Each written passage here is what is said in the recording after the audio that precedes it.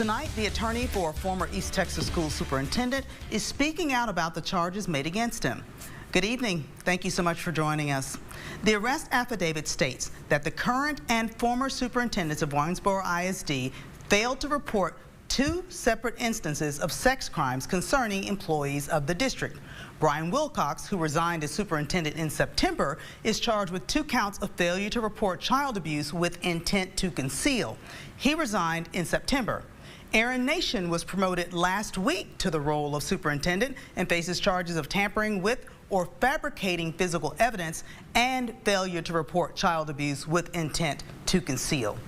Ashley Wilcox, Brian Wilcox's wife, was a speech pathologist within the district and is charged with failure to report child abuse.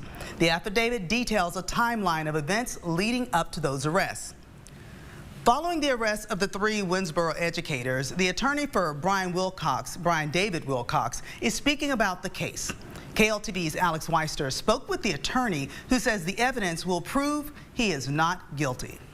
Defense attorney Jed Silverman did not address any of the specifics brought forth in the arrest affidavit, speaking in defense of his client, former Winnsboro ISD Superintendent Brian David Wilcox. My client was a respected member of the community, and this has just rocked his world. He's presumed to be innocent. He's not guilty of this offense, and we look forward to getting this case in front of a jury as fast as possible. Wilcox is charged with 2 counts of failure to report child abuse with intent to conceal. According to arrest affidavits, the first case involves an improper relationship between an educator and a student, which the affidavit states Wilcox said he investigated himself and dismissed rather than reporting as required by law. The second case involving a child abuse allegation where a substitute teacher is accused of an improper relationship with a student. Do you feel like your client properly took care of all of the things that were presented to him in this case?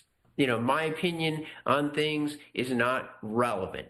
And the judge is going to determine what's relevant, and then it's going to be up to the jury. The affidavit says Wilcox did not report the second case to Winnsboro ISD Police Chief Heath Guy until nearly a week after he was made aware. Guy allegedly made comments about the security of Wilcox's job being placed on leave on June 12th and later terminated by the school board. Do you feel like your client had any sort of retaliatory action against Heath Guy in this case? Motivations, you know, why was a person doing something? What were they doing? What were they thinking? Falls into the category of evidence. Evidence is what is deemed admissible in a courtroom for either a judge or a jury to hear.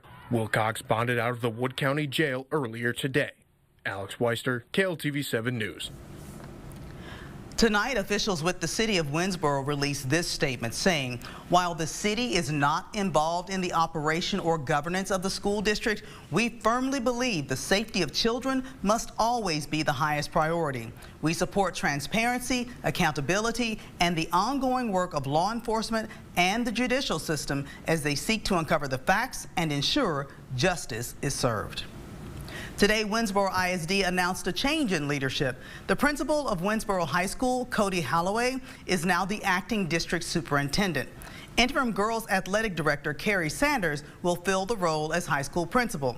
Next week, the current junior high principal, Kim Nash, will take over, while the junior high assistant principal will take her spot as junior high principal. The school board will host a special board meeting this Saturday evening at 5.